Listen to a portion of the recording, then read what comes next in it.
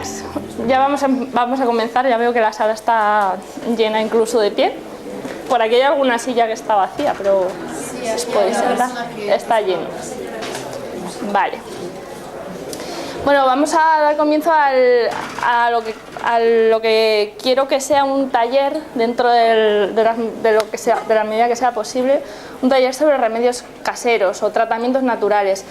En realidad le llamamos remedios caseros por hablar de tratamientos naturales que podemos hacer en casa sin mucho problema, sin mucho gasto tampoco.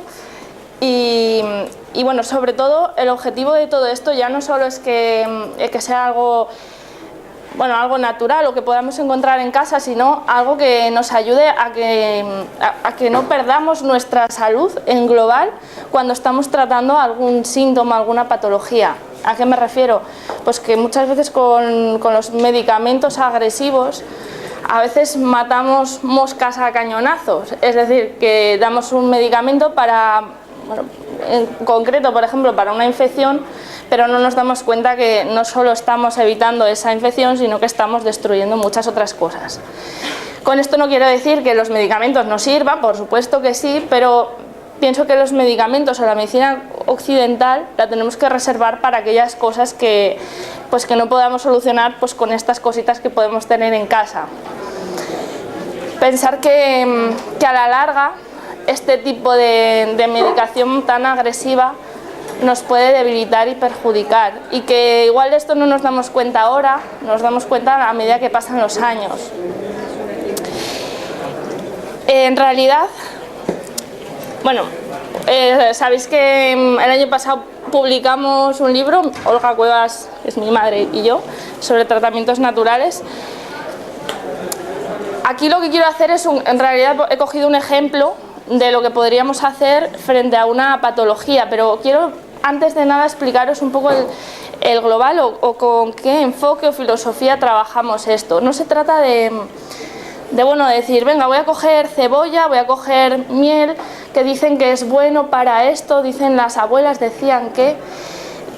Sí que esto tiene una parte muy importante que tenemos que recuperar, que tenemos que seguir esas tradiciones, pero creo que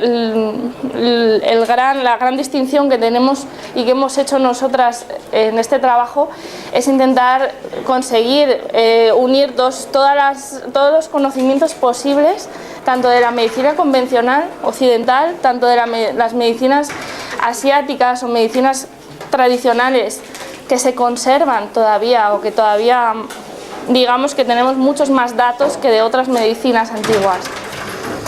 Entonces todo lo que proponemos realmente está basado en una explicación, todas las explicaciones que podemos conseguir científicas y otras recolectadas de sabidurías populares. Y también lo que nos hemos intentado distinguir es en hacer protocolos de tratamiento. Es decir, pues mira, para las mucosidades podemos hacer un jarabe. Bueno, pues hemos intentado también decir, ante una mucosidad, ante una infección, pues vamos a hacer un protocolo. Es decir, pues primero nos hacemos esto, luego hacemos lo otro y luego lo otro. Intentando seguir pautas y siempre con una base o una teoría buena. Incluso muchas veces lo que intentamos hacer es hacer un pequeño diagnóstico sencillos para que uno mismo pueda decir, bueno, pues si tengo unas mucosidades que son muy amarillentas, pues me tomo un tipo de remedio, o si tengo unas mucosidades que son muy blancas o muy fluidas, pues me tomo otro tipo de alimento. Bueno, pues un poco para que veáis el planteamiento o la filosofía que llevamos y que queremos conseguir con esto. Bueno, estamos un poco overbooking aquí. Bueno.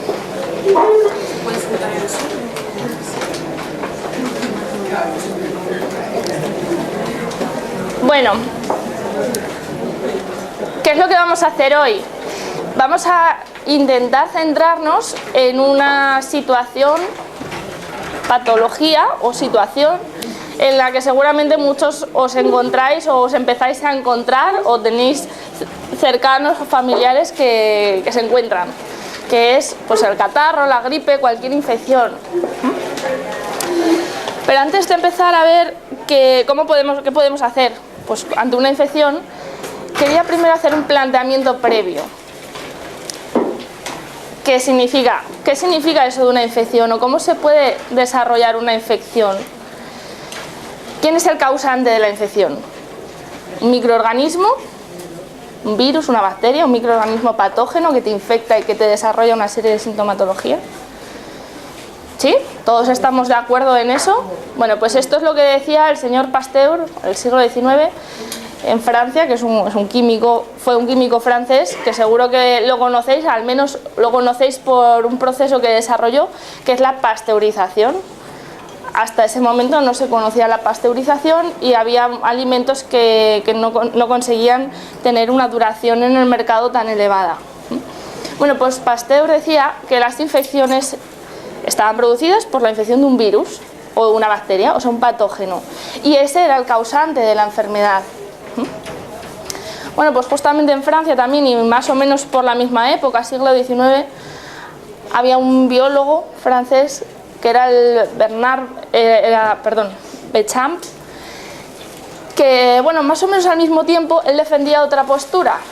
Y él decía que, bueno, que sí que podía haber virus, podía haber bacteria, pero en realidad la infección se producía porque uno mismo estaba débil, tenía el sistema inmunitario bajo, tenía un terreno sucio en donde se podía desarrollar un patógeno.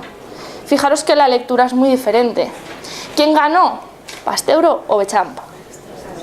Pues por lástima ganó Pasteur. Y toda la medicina contra las infecciones actual pues nació a partir de aquellas investigaciones que hizo Pasteur. Entonces, a partir de entonces se desarrollan antibióticos, se desarrollan vacunas, todo con la finalidad de matar al microorganismo, todo con ese fin, sin mirar cómo está el sistema inmunitario, sin mirar cómo está la persona, cómo está el terreno, simplemente matas al microorganismo. Si tenéis una infección bacteriana y tomáis un medicamento, o sea, un antibiótico, ¿verdad que se muere la bacteria mala? Se muere. Pero ¿qué pasa? Que como tu sistema inmunitario y tu terreno sigue exactamente igual o peor, porque todavía eso lo tienes que desintoxicar y lo tienes que eliminar y se va a quedar ensuciando, en realidad te está haciendo que esa infección se pueda volver a repetir en cualquier momento. Entonces aparecen las infecciones repetitivas, el uso continuado de antibióticos, de fármacos, etc. Todo con los efectos secundarios que ello supone. ¿Qué es lo que intentamos hacer en la medicina natural? Bueno, pues darle un poco más de razón al señor Bechamp, que pobre quedó en el olvido, casi en el olvido de toda la población, de la comunidad científica o la comunidad médica. Quizás, claro, yo creo que nunca hay que ser nada extremista, ¿verdad? Que si tenemos una infección muy fuerte que nos puede peligrar la integridad humana, pues hay que usar un fármaco, por supuesto, no digo que no. Lo que pasa es que se está utilizando fármacos y antibióticos, especialmente antibióticos para infecciones muy sencillas, que con 4 cosas en casa lo solucionamos, y además estimulamos el sistema inmunitario para que no vuelva a ocurrir y para que estemos más fuertes y no nos debilitemos y estemos limpios, ¿vale? Así que la prioridad número 1 va a ser mantener el terreno en buen estado y mantener el sistema inmunitario bien. ¿Qué significa eso de terreno? Cuando hablamos de terreno, que parece una cosa un poco rara. Si queréis que lo expliquemos desde un punto de vista más científico, nos podríamos referir a ese medio extracelular que envuelven las células, todo lo que está alrededor de las células, pues es una matriz, un conjunto de fluidos, de estructuras, de orgánulos, hay todo un conjunto de sustancias, y que cuando eso se intoxica, todo funciona mal. Cuando eso se acidifica, todo funciona mal, ¿vale? Y ante infecciones repetitivas o enfermedades más crónicas en general, hay que mantener limpio y en buen estado ese terreno, ¿vale? Que se le conoce a veces con el nombre de tejido básico de Pissinger, porque fue el que descubrió que ya no solo era un líquido extracelular, sino que era una matriz lleno de cosas y de estructuras que no se tenían en cuenta. Bueno, así podríamos definir como el terreno, ¿vale? Pero en general es como se mantiene el organismo, ¿vale? Así que ante cualquier infección podemos suponer que mantener el terreno pues es importante. Claro que podemos decir, ¿cómo limpiamos el terreno? ¿Con una escoba? Bueno, pues esa escoba en realidad la podemos conseguir haciendo depuraciones, haciendo deporte, movilizando el sistema linfático, que eso se hace sobre todo con el deporte, y movilizando y desintoxicando a través del hígado, que es el mayor eliminador de tóxicos, ayudar al riñón también a eliminar, ayudar en general a la depuración. Eso nos valdría para esas infecciones más crónicas, ¿no? Y en cuanto a alimentación, ahora sí que solo os voy a nombrar dos cosas o dos grupos de alimentos que sí que habría que evitar totalmente ante una infección, ¿vale? Si hablamos de infecciones crónicas, por supuesto, y si hablamos de infecciones, oye, de un catarro o una gripe, pues también. Uno son los lácteos, porque los lácteos son uno de los mayores productores de toxicidad. En la medicina china hablan de producción de humedad, que son fluidos tóxicos, alterados, pero que en realidad son sustancias, pensar que los lácteos no los podemos llegar a digerir bien, todos sus nutrientes, quedan sustancias que llegan a la sangre y quedan intoxicando el medio, el terreno, quedan alterando todo el buen funcionamiento del cuerpo. Además, aparte de esto, sabéis que hay una relación muy estrecha entre consumo de lácteos y mucosidades. Y por si no lo sabíais, o para los que seáis un poco más incrédulos, se publicó un estudio hace poco tiempo, hace un par de años o 3, demostrando el mecanismo por el cual los lácteos producen mucosidades. Así que creo que ahí ya no hay dudas y de hecho muchos pediatras o algunos pediatras ya lo tienen en cuenta. Bueno, aparte de los lácteos, otro alimento que no se debería consumir frente a cualquier infección es el azúcar.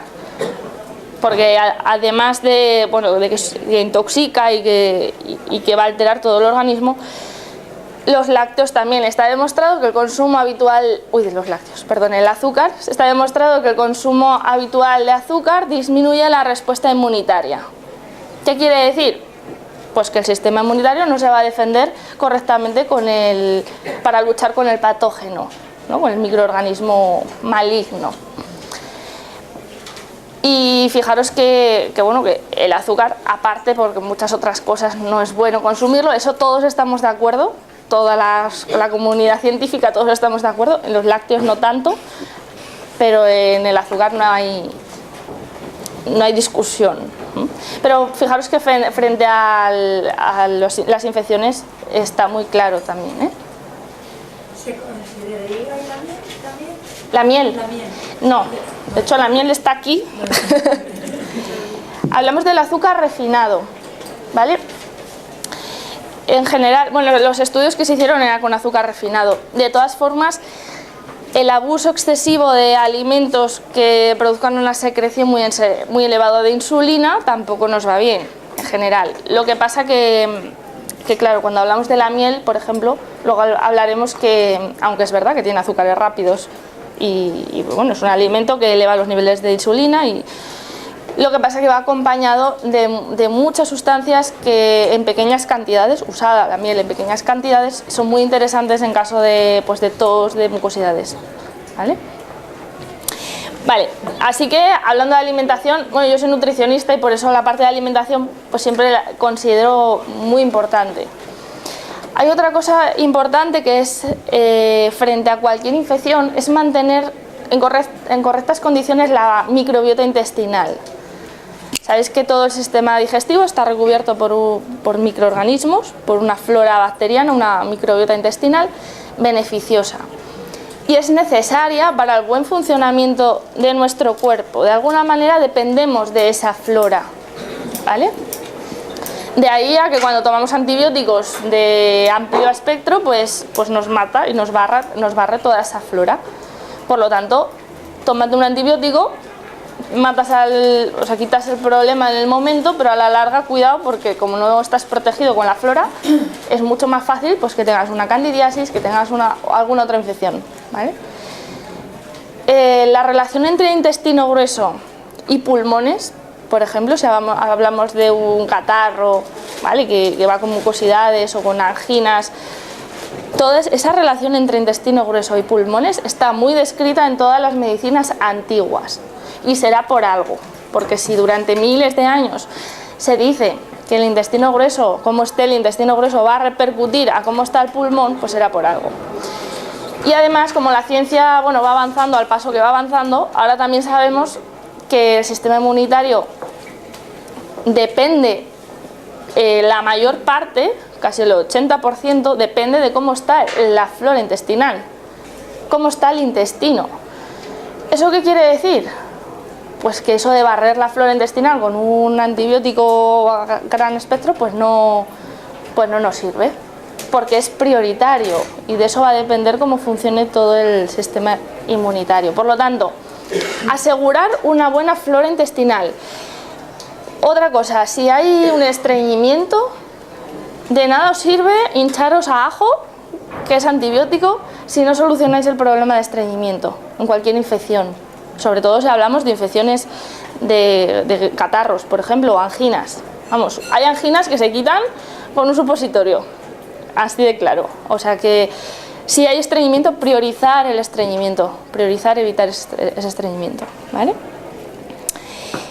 Vale, ¿qué más podemos hacer? Ahora ya empezamos a hacer un poco de protocolo, ¿vale? Primero teniendo en cuenta pues, la alimentación, la flora, un poco de protocolo frente a cualquier infección, ¿vale?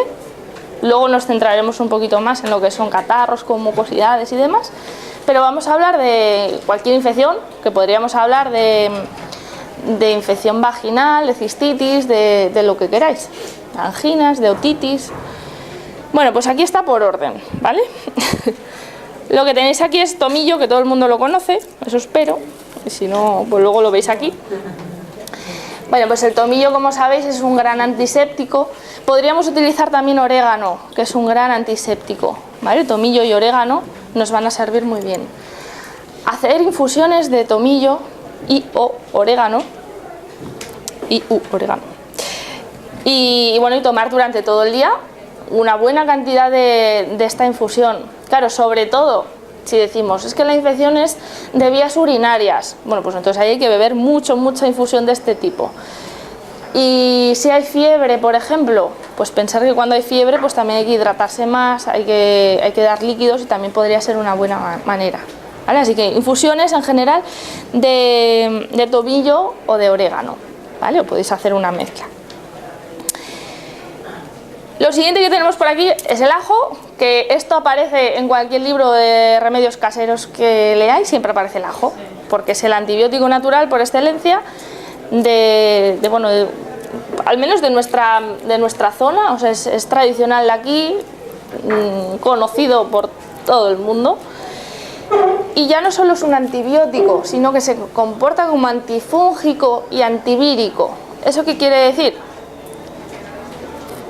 ¿Verdad que cuando tomamos un antibiótico mata bacterias? ¿Verdad que no hay antivíricos? Si tienes una gripe, no hay un medicamento para el virus de la gripe. Lo que se hacen son vacunas, ¿vale? Pero no hay un medicamento para el virus, sino que a veces se dan antibióticos que dicen, bueno, es por si acaso luego te aparece una infección bacteriana. Pero vamos, no es para solucionar el problema. De hecho, dicen que la gripe sin tomar nada te dura una semana y tomando antibióticos 7 días, ¿vale? Así que, bueno, en realidad el ajo tiene un gran poder por eso, porque no solo actúa sobre bacterias patógenas, sino también virus y hongos, o sea, cándidas también, por ejemplo. Ahora, ¿cómo tenemos que tomar el ajo? ¿Lo cogemos con una pastilla y lo tragamos? Pues no. Los principios activos del ajo, que tienen estas propiedades antivíricas, antifúngicas, en general antisépticas, en realidad aparecen cuando machacamos el ajo. aquello que hacían las abuelas de forma tradicional, siempre se ha machacado el ajo con un morterito como este. ¿Y será por algo? Pues sí, ahora sabemos por qué era. Claro, antes no se sabía, antes se hacía, pues mira, durante muchos años se fue probando y se vio que esa era la mejor manera, pues debemos de seguirlo haciendo así, hay que machacar el ajo. Porque el principio activo que tiene ese poder antiséptico es un principio activo que se llama alicina. Y la alicina se forma a partir de otra sustancia que está en el ajo, que se forma cuando lo ponemos en contacto con el aire o lo trituramos, es decir, rompemos estructuras celulares para que se pongan en contacto dos sustancias diferentes, o sea, una sustancia con una enzima y fabriquen esta alicina, ¿vale? Y si no, si cogemos el ajo y lo tragamos con una pastillita, pues no se va a formar ese principio activo. Así que lo ideal es machacar el ajo o cortarlo en laminitas o en trocitos pequeños. ¿Y es lo mismo cocinado que no cocinado? No, el principio activo del ajo no se mantiene cuando se cocina, se destruye, por lo tanto hay que comerlo en crudo. Ya sé que lo vamos poniendo cada vez peor, porque luego vamos todos oliendo a ajo por la calle.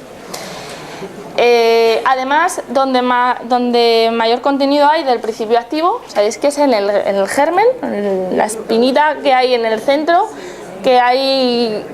Las malas lenguas dicen que eso hay que quitarlo, que es tóxico, que no sé qué. No, ahí es donde más principios activos hay y donde más poder terapéutico. Claro, eso a veces lo quitamos para que no repita, ¿no? Bueno, pero a ver, una cosa es que lo tomes pues por el sabor que te da el ajo y otra cosa que lo tomes pues para una infección, ¿vale? Entonces no le quitemos el germen, hay que tomarlo en crudo y hay que machacarlo, ¿sí? ¿Me voy a hacer una pregunta? Sí. Si una cosa es cocinarlo un rato, Sí. Y otro es escaldarlo, una sopa. A ver, para mantener, si lo queremos usar como algo terapéutico, hacerlo en crudo. Ahora que me decís, bueno, es que para hacer la comida que luego no me repita, hacerlo como queráis, o sea, se puede usar el ajo cocido, claro, pero si lo hacemos con el objetivo crudo, con este objetivo antiséptico. Vale, así que, claro, lo ideal sería, por ejemplo, ante una infección, pues tomar 2 dientes de ajo al día, 2 o 3, ahí depende de lo fuerte que seas y de lo que te aguanten los demás, ¿vale? Yo tengo una pregunta, que si por ejemplo del ajo haríamos un jugo, con estas máquinas de extracción de jugo, ¿guardarían las mismas propiedades? Sí, si hacemos un extracto en frío de un zumo, sí. ¿Y un alioli? Sí, sí, claro. Sí, ahora plantearos si un alioli, claro, si lo haces tú en casa con un aceite bueno y el ajo, pues ya está bien, ¿vale? Lo que pasa es que los ajos, o sea, el alioli que se vende normal, pues no. No, tengo que hacer para no tomar el ajo tal cual. Sí. Y si no, como aquí que se hace el pan tumaca, pues entonces se frota, o lo ideal para obtener más cantidad lo cortáis en laminitas y lo ponéis encima. Y ponéis luego el aceite y el tomate. Yo lo tomo por la mañana cortado fino y me lo trago con una infusiva. Sí. Y no se me repite ni nada. Pero así me está haciendo algo. Si lo cortas, hay que cortarlo muy finito. O sea, Finito así, pero que no intento no masticarlo ni nada para... en realidad cuando lo masticamos, o sea, cuando lo acabamos de triturar del todo es cuanto más principios activos hay. O sea, que sí que te hará algo, pero el mayor efecto lo vamos a conseguir cuando se tritura del todo o se mastica del todo, porque en la masticación lo acabas de triturar y también se forma el principio activo.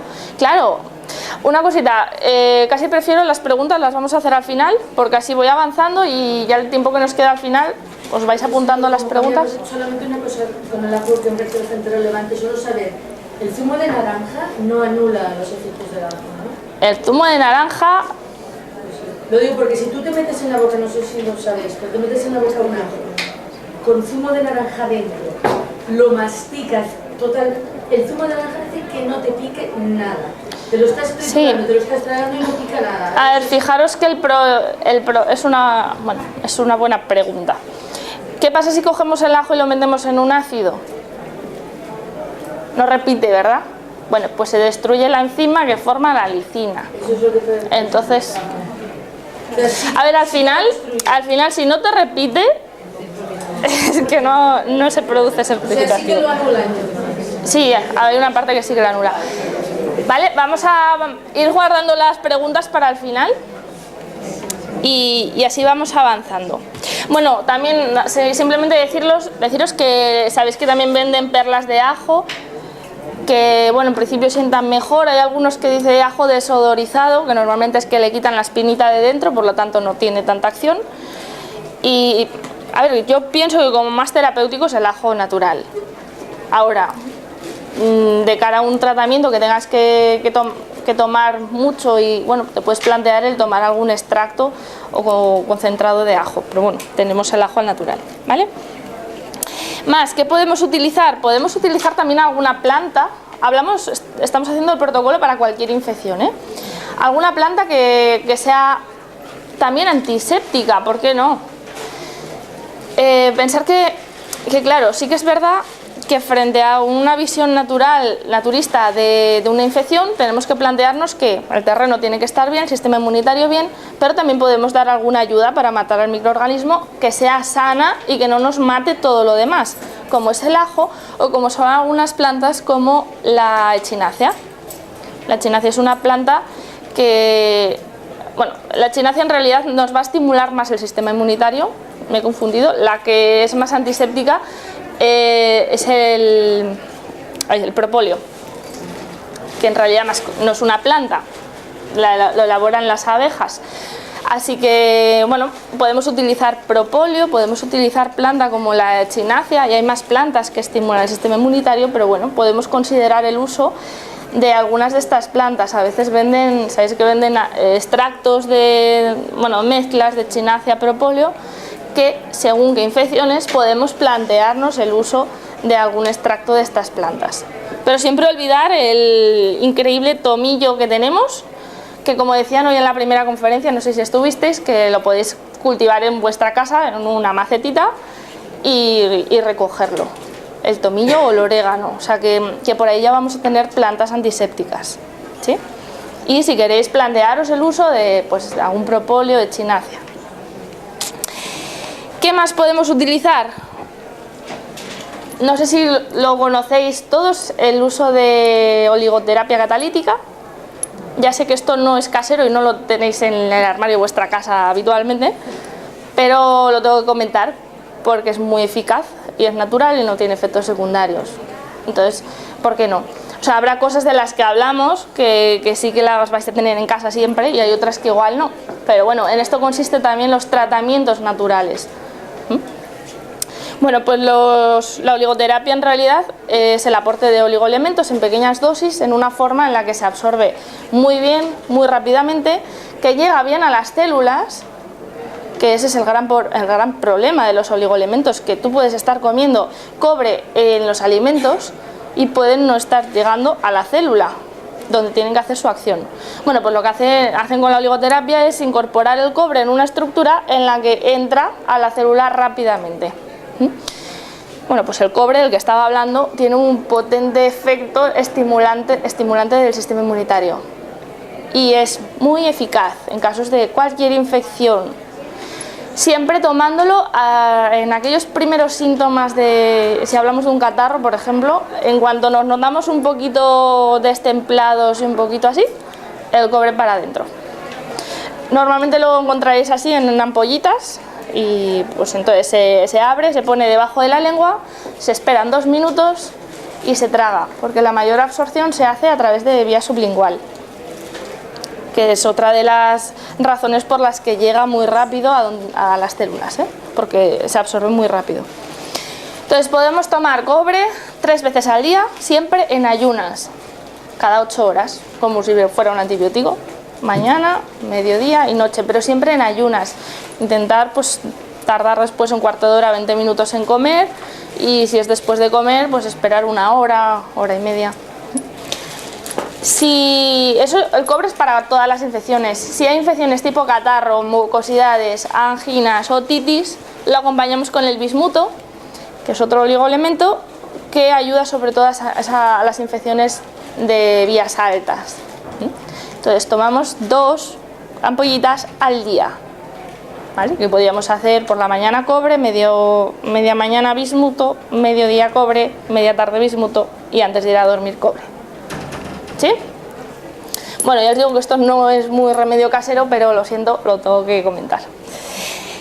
Y bueno, y ya para acabar de hablar de aquello que podemos hacer en general para cualquier infección, simplemente hacer un comentario sobre la vitamina C, que seguramente la habéis escuchado, el uso de la vitamina C para las infecciones. Aquí tengo unos cuantos alumnos del ciclo de dietética y el otro día hicimos un debate o un comentario, hicieron un trabajo estupendo, que todavía no he corregido, sobre la vitamina C y el resfriado, qué relación hay.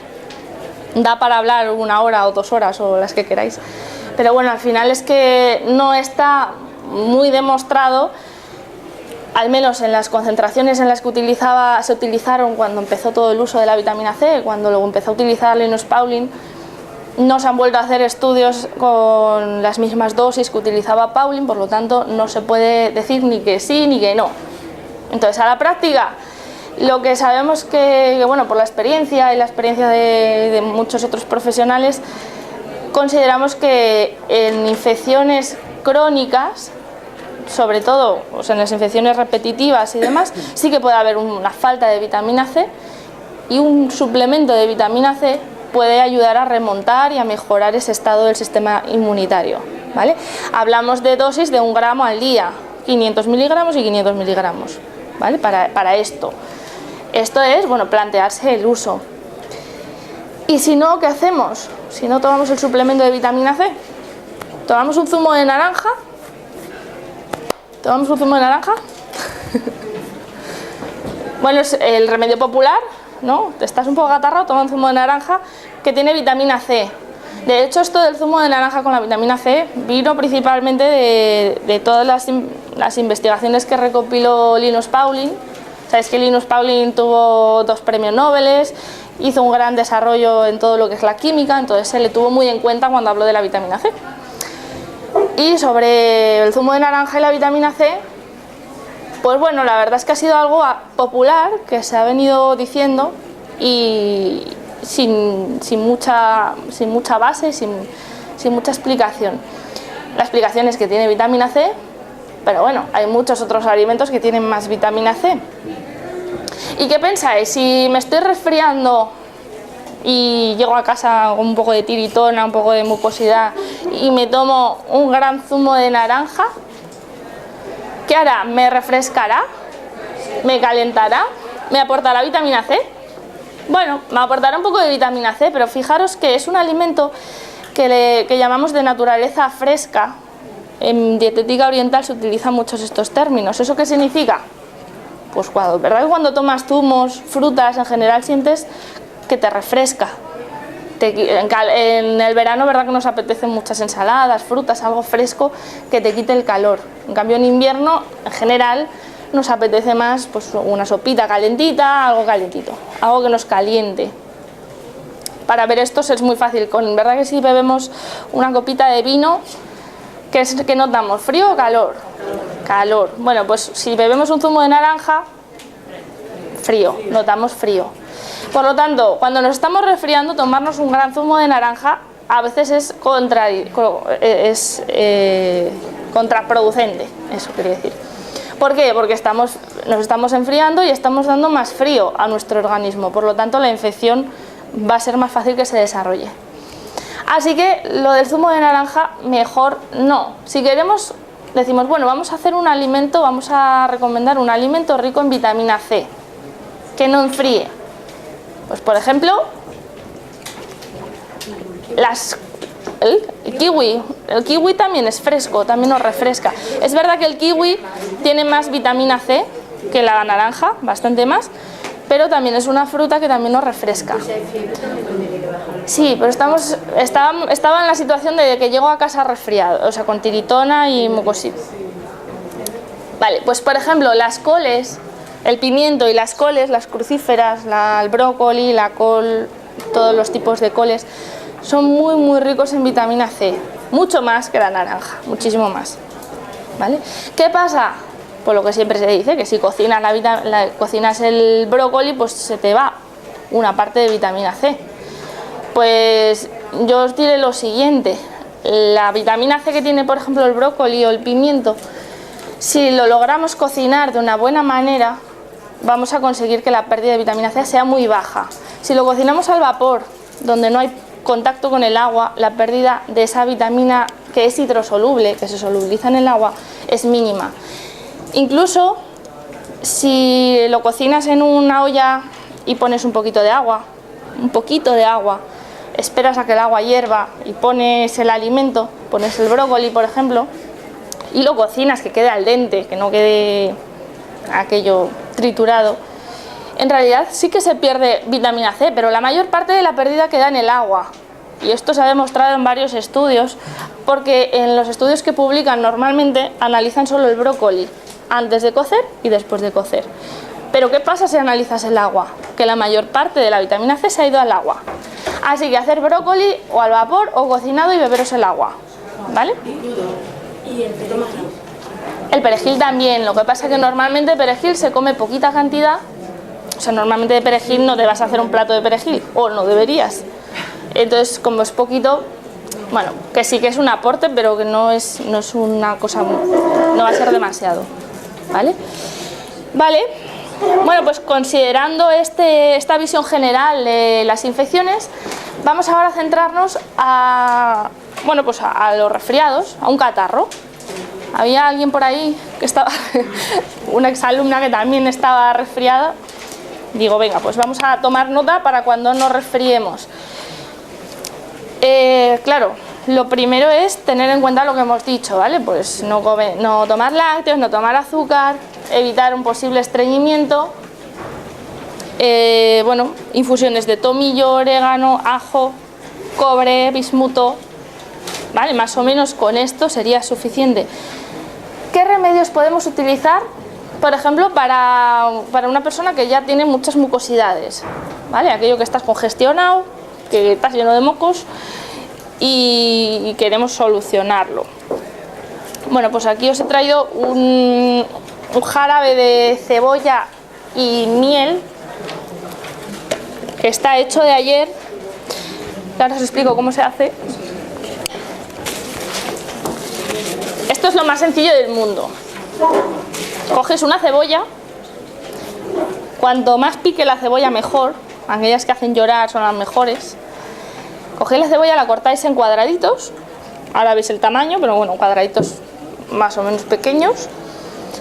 Llenáis un bote, el bote que queráis, tamaño el que tengáis en casa, reutilizar botes.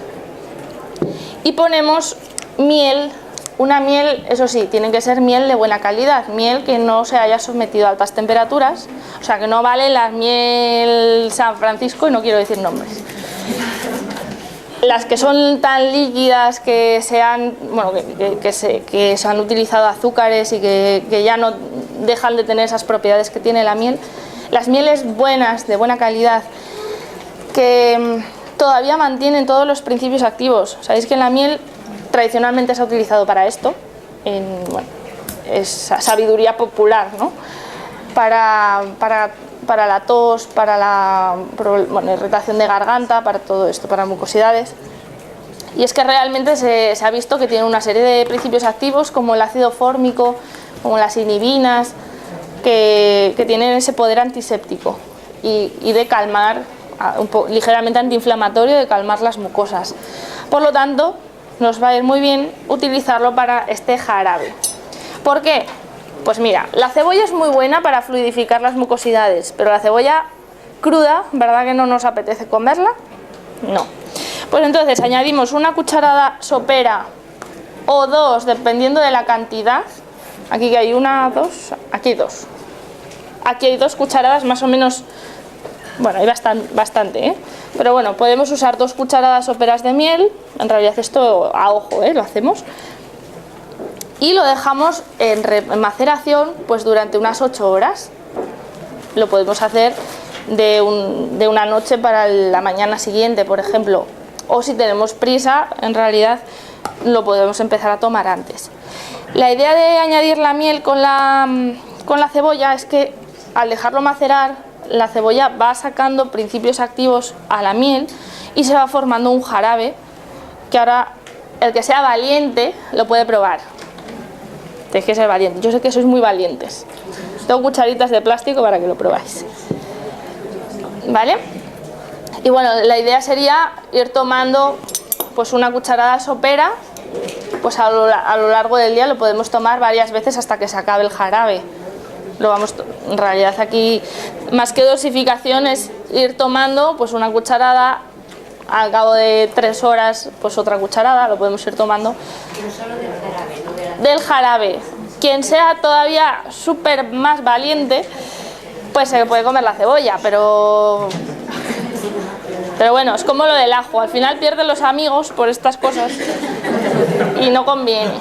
Entonces con tomarse el jarabe pues ya es suficiente, ¿vale? Pero no hay líquido ninguno, solo el que deja ir la cebolla. No metemos ningún líquido, esto es la maceración, que sale este liquidito. Fijaros que de la miel, que es espesa, porque utilizamos una miel más bien de estas que se suelen solidificar y demás, fijaros que luego queda líquido. Nada, simplemente como vais a hacer vosotros ahora, coge la cucharita y para adentro. No hace falta cosa, simplemente se presiona abajo y ya sale el agua, ¿eh? Si haces mucha cantidad, ¿se conserva o no? A ver, que puedes hacer un bote grande, pero como mucho pues para 2 días o así, tampoco... A ver, lo ideal en realidad es hacerlo cada día o cada 2 días. ¿Hay que guardar en nevera o no? Y si hace frío como ahora, pues a temperatura ambiente, y si es verano, pues mejor en nevera. Yo esto lo tomaba con limón. Después Podemos añadir un poquito de limón. no sé si hace... Sí, no, podemos añadir un poquito de limón. Puede estar bien. Y esto sería para los mocos. Esto para mucosidades y tos.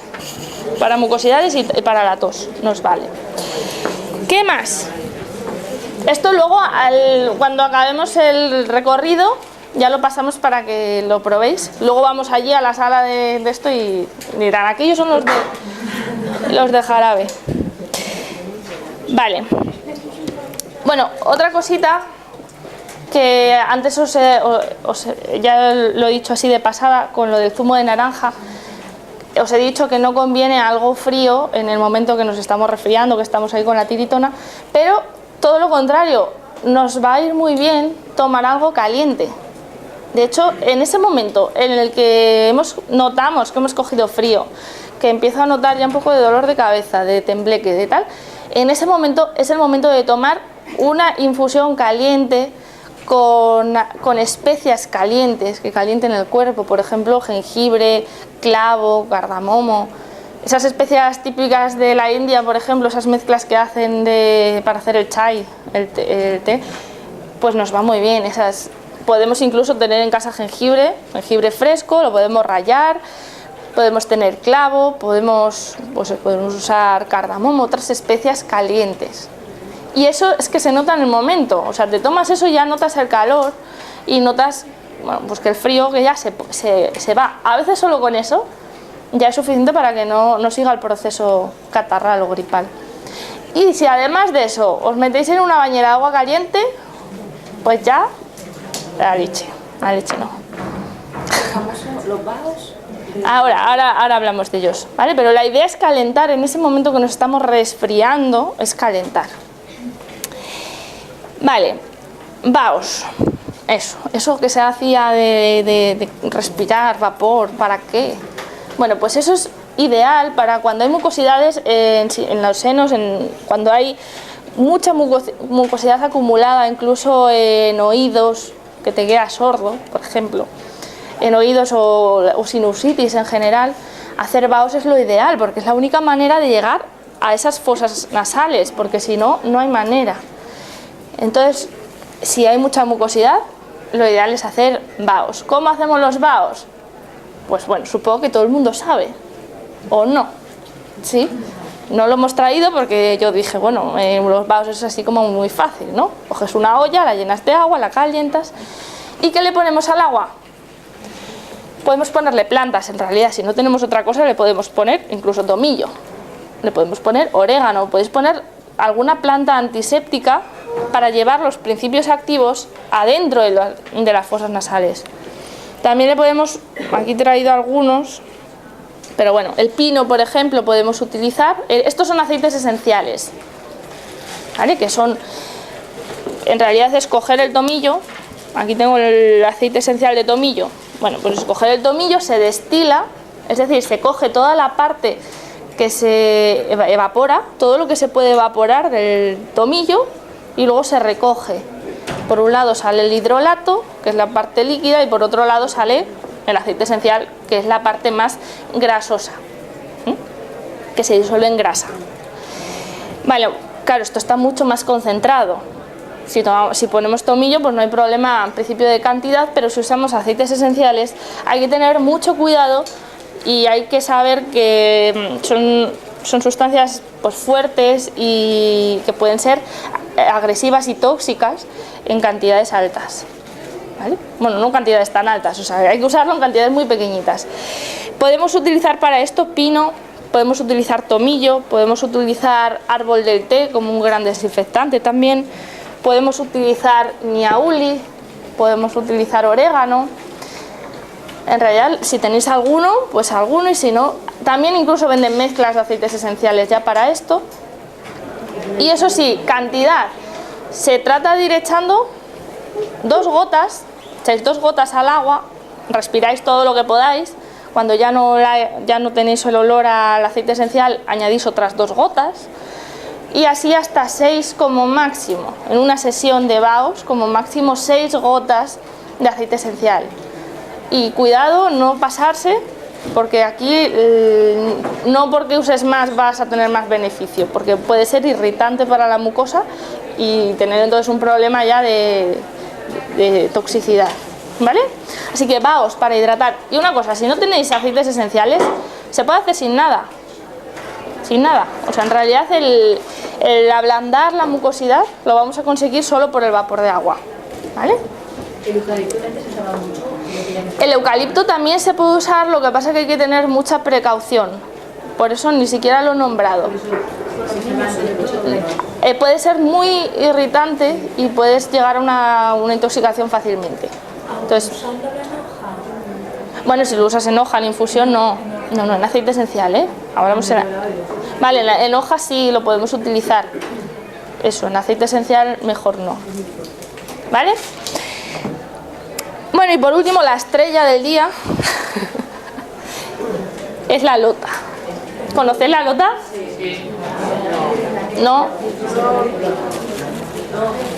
Yo una vez la hice y me estaban grabando para la tele y ya desde entonces voy a dejar que lo haga otra persona, para que ya no se rían de mí. La lota es un utensilio que se utiliza en la medicina ayurvédica y se utiliza para mantener limpias las fosas nasales. Entonces lo que hacemos es limpiar las fosas nasales por dentro y es lo mejor para arrastrar mucosidades, creerme. ¿Cómo hacemos la lota? Esto está lleno de agua, ¿vale? Está llenito de agua y estamos mojando toda la mesa. Lo que debemos hacer para que resulte eficaz y arrastre las mucosidades y no sintamos problemas en la mucosa, no se irrite la mucosa, es añadirle sal, ¿vale? O bien podríamos utilizar agua de mar, ¿vale? Lo que pasa es que como agua de mar en casa yo normalmente no tengo, pero si tenéis agua de mar, pues agua de mar. Entonces cogemos una sal, pues una sal marina, y en esta lota, por ejemplo, ya te viene la medida. Entonces es fácil, no hay que pensar. Te pones la medida de la sal y ya está. Si no viniera la medida, más o menos la cantidad es una cucharada pequeña rasa por medio litro de agua. Aunque normalmente en este tipo de lotas ya te viene la medida y ya no hay que pensar. Entonces, bueno, el procedimiento es el siguiente. Espera, antes de hacerlo. El procedimiento es el siguiente. Hay que calentar el agua un poquito. Aquí no hemos traído calentador, pero vamos a suponer que está caliente y tú también te lo vas a creer. Entonces calentamos un vaso de agua, un poquito de agua, ponemos, lo calentamos bien, disolvemos la sal, porque ahora se nos va a disolver muy mal. Pobrecita. Entonces disolvemos el agua bien, lo ponemos en la lota y luego acabamos de rellenar con agua templada, del tiempo, ¿vale? Por lo tanto, al final conseguimos una temperatura agradable. Antes de poner por la nariz, tocarlo con la mano para que ni te quemen ni te pase nada. Entonces, vamos a poner la medida. Otra cosa importante sobre la lota es que si cogemos agua del grifo, aquí hemos cogido agua, si cogemos agua del grifo, esto no hay que hacerlo así, pero bueno, esto es un simulacro. Si cogemos agua del grifo y lo ponemos por la nariz, que hay una mucosa muy sensible, pues todos los tóxicos que hay en el agua del grifo también pasan por la mucosa y nos puede ser irritante. Hazlo poco, ¿vale? Sí, poco rato. Entonces, mejor utilizar agua mineral o si tenemos un filtro en casa, pues agua filtrada, agua buena. Añadimos la sal, tiene que estar a temperatura tibia y hacemos el siguiente procedimiento. Eso, preparamos un Kleenex al lado, importante. Inclinamos la cabeza hacia adelante y la giramos un poquito hacia la derecha, si es el caso. Y entonces se trata de introducir agua por una fosa nasal y que salga por el otro lado, ¿vale? De manera que se hace una limpieza completa por dentro. Y es la única manera de llegar a donde queremos llegar, a arrastrar toda esa mucosidad. Entonces, que no ha resultado bien. Es que no está ni caliente, es agua de grifo. Habéis visto, ¿no? Es fácil, ¿eh? Que igual al principio cuesta un poco coger la postura para que salga por el otro lado, pero luego... Claro, pero ha salido. Ha salido, hemos conseguido. Un aplauso para Ana. ¿Ya está? Ah, 5. Vale, es que no sabía cómo íbamos. Una pregunta. Sí. ¿Se puede hacer con una perilla de agua? Se puede hacer con una perilla de agua. También venden en farmacias jeringas para hacerlo. No sé si las habéis visto, que también venden jeringas con suero fisiológico para hacerlo. Es la misma idea. Quizás esto es más, pues mira, lo tienes en casa y te lo haces tú mismo con sal y no tienes que comprar jeringas ni lo usas siempre así. ¿Vale? Bueno, y realmente, si queréis, este sería un poco el planteamiento. Fijaros que os he dado muchas herramientas, que tampoco es necesario a veces utilizar todo. Muchas veces escogemos lo que nos vaya mejor, lo que pensáis que os pueda venir mejor. Y bueno, yo creo que ya vamos a... Si tenéis alguna pregunta... ¿Sí? Para bebés de 4 a 6 meses que tienen catarros de este tipo, de todo esto, ¿qué es lo que se le puede...? El cobre. San cobre. Jarabe mejor no. Jarabe se le podría dar muy pequeña cantidad, pero con esto piensa que para los bebés es muy eficaz. Ahí tenéis el profe de oligoterapia que acaba de llegar. Es muy eficaz, no tiene ningún efecto secundario ni para niños. De tomillo también. Muy diluida. ¿De qué meses? Y en pequeña cantidad. Es que es muy pequeñito. ¿Y con 15 meses se le puede dar ya las catarras? Recién nacido. Esto no tiene ningún problema. Pensar que esto no actúa por cantidad de cobre que tenga, sino actúa por la calidad, la forma en la que está ese cobre que va a llegar a la célula. Bien, entonces no os preocupéis, incluso la dosis es la misma para los bebés que para el adulto. Que para una persona adulta, no va de peso. Y el abrigo por ejemplo es las catarras, no hay otra. ¿El qué? Esta es de las catal, sí. Hay más casas, esta es con la que solemos trabajar y hemos visto que funciona bien. Pues muchas gracias por asistir.